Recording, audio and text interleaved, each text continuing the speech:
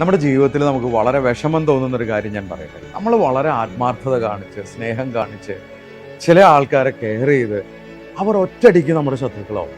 നമ്മൾ പ്രതീക്ഷിക്കാത്ത സമയത്ത് അവർ നമ്മളെക്കുറിച്ച് പലതും പറഞ്ഞുണ്ടാക്കും. അത് നമുക്കൊരു വലിയ വേദന ഉണ്ടാക്കുന്ന കാര്യമാണ്. ശരിയാണോ ഞാൻ ഈ പറയുന്നത്? ആ നിമിഷം നമ്മളൊന്ന് പതറിപ്പോവും. നമ്മൾ ഒട്ടും പ്രതീക്ഷിച്ചിട്ടുണ്ടാവില്ല ഇവരങ്ങനെ ചെയ്യും എന്നുള്ളത്.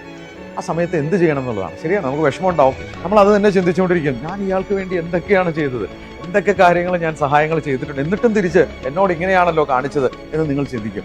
ഒരു നിമിഷം ഒന്ന് പോസ് ചെയ്യുക. എന്തോ തെറ്റിദ്ധാരണ അദ്ദേഹത്തിനുണ്ട്, അല്ലെങ്കിൽ അദ്ദേഹത്തിന്റെ ഭാഷയിൽ പറഞ്ഞ ശരിയായ ധാരണയായിരിക്കാം.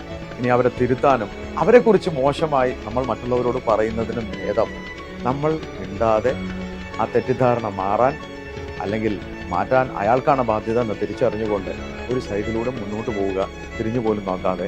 ഇനി അവരെ പ്രാകുകയോ ഒന്നും ചെയ്യേണ്ട ആവശ്യമില്ല. അവരെന്തെങ്കിലും അത് തിരിച്ചറിയും എന്ന വിശ്വാസം നമുക്കുണ്ടായാൽ മതി.